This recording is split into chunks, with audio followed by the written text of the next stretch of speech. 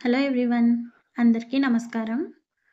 నేను మీకు ఈ వీడియోలో 3 విధాలుగా గులాబీ మొక్కని అంటే కొమ్మని ఎలా నాటుకోవాలనేది చూపిస్తున్నాను. ప్రీవియస్ వీడియోలో కూడా చూపించాను. కాకపోతే అది నార్మల్గా జస్ట్ కొమ్మలు ఎలా నాటుకోవాలనేది చూపించాను. ఇప్పుడు మాత్రం 3 ప్రాసెస్లో చూపిస్తున్నాను అనమాట. ఏ విధంగా నాటుకోవాలనేది. ఒక కొమ్మ తీసుకున్నాను, కొంచెం ముదురుది, అలానే కొంచెం లేతది కూడా. అంటే కొత్త చిగురు వచ్చిన మొక్క, అలానే దాంట్లోనే ముదురు కొమ్మ కూడా ఉందన్నమాట. అంటే మొదలు ముదురుది. ఇలా ఆకులన్నీ తీసేసుకుంటున్నాను. ఆకులన్నీ తీసేసుకున్న తర్వాత మనకి అక్కడ నుంచి కొత్త కొమ్మ వస్తుందన్నమాట. అందుకని ఆకులన్నీ తీసేస్తున్నాను. నేను ఇది 3 రోజులు వాటర్లో ఉంచాను. అలా ఉంచడం వల్ల కొత్త చిగుళ్ళు వస్తున్నాయన్నమాట ఈ కొమ్మకి. ఆ చివర బ్లాక్నెస్ వచ్చేసిందనమాట. మనం నాటుకున్న వేస్ట్ అనమాట. అందుకని నేను కట్ చేస్తున్నాను. ఆ చివరన క్రాస్గా కట్ చేస్తున్నాను. ఇలా క్రాస్గా కట్ చేసుకోవడం వల్ల మనకి అక్కడ నుంచి రూట్స్ అనేవి వస్తాయి. రూట్స్ ఫామ్ అవుతాయి కాబట్టి కొంచెం క్రాస్గా కట్ చేసుకుంటే ఒక వైపున రాకపోయినా ఇంకొంచెం వైపున వచ్చినా చాలు కదా. చూస్తున్నారు కదా, కట్ చేసిన దగ్గరే చిన్న చిగురు అనేది స్టార్ట్ అయింది. వాటర్లో ఉంచాను అని చెప్పాను కదా, అందుకని చిగురులు అనేవి వస్తున్నాయి. ఇలా కొమ్మ అనేది చాలా గట్టిగా ఉంది. కట్ చేయడానికి కూడా చాలా టైం పట్టిందనమాట.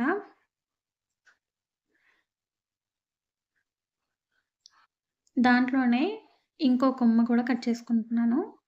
కొమ్మ వచ్చిన దగ్గర ఉంది కదా, అక్కడ నుంచి రూట్స్ అనేవి చాలా మంచిగా వస్తాయి అన్నమాట. అందుకని అక్కడ కట్ చేస్తున్నాను. మనకి ఇలా కొమ్మలు వచ్చిన దగ్గర, లేదంటే కొమ్మ అనేది స్టార్ట్ అయ్యే దగ్గర కట్ చేసుకున్నాం అనుకోండి, రూటింగ్ అనేది చాలా మంచిగా ఉంటుంది. ఏమేమి అప్లై చేశాను, ఎలా అప్లై చేశాను అనేది మీకు చెప్తాను, చూసేయండి. చెప్పాను కదా, కొమ్మ అనేది చాలా గట్టిగా ఉందని. అందుకని కాస్త లేట్ అయింది. కట్ చేశాను. ఇలా చిగుర్లు అనేది కొన్ని దగ్గర వస్తున్నాయి. సో ఇదే రైట్ టైం అనేది మనము ప్లాంటింగ్ చేసుకోవడానికి బెటర్ టైం అన్నమాట. సో అందుకే ఈరోజు అనేది నేను నాటుతున్నాను. ఇలా కొంచెం పై వైపుకి కొంచెం స్కిన్ అనేది తీసేసాను వాటికి. ఇలా తీసుకోవడం వల్ల రూట్స్ అనేవి కాస్త తొందరగా ఫామ్ అవ్వడానికి ఈజీగా ఉంటుందన్నమాట. చూస్తున్నారు కదా, ఇలా టోటల్గా కట్ చేసుకున్న తర్వాత జస్ట్ పై లేయర్ మాత్రమే తీసేస్తే సరిపోతుంది.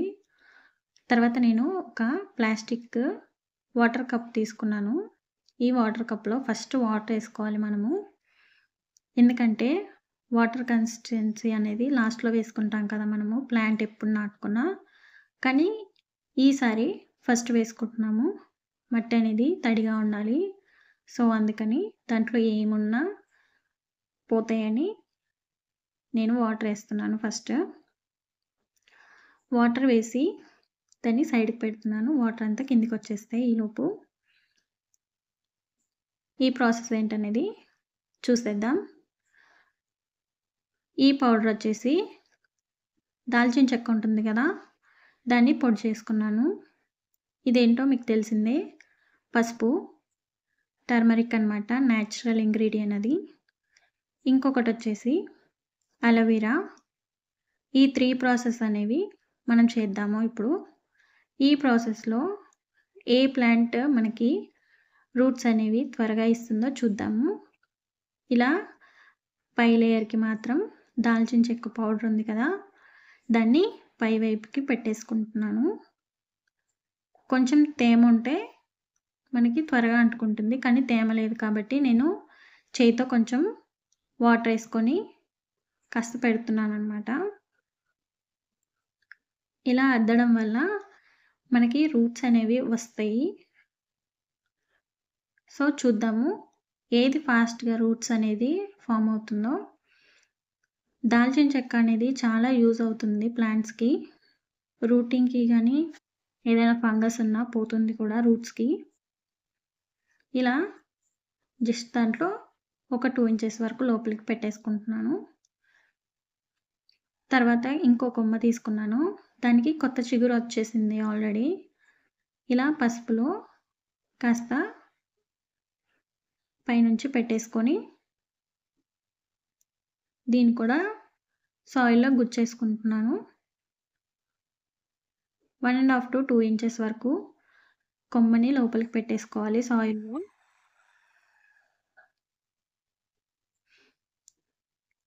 ఆ 3 ఆకులు కూడా నేను వాటర్‌లో ఉంచినప్పుడు కూడా అవి ఎదుగుతూనే ఉన్నాయన్నమాట.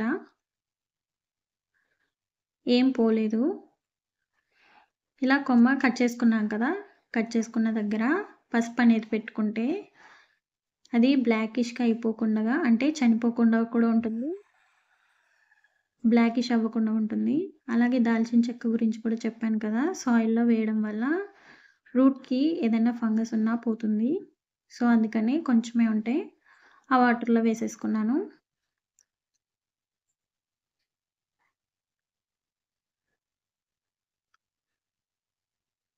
ఇలా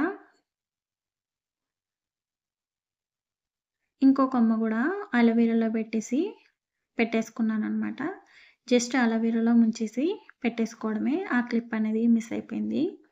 నెక్స్ట్ టైమ్ ఎప్పుడైనా చేసి చూపిస్తాను.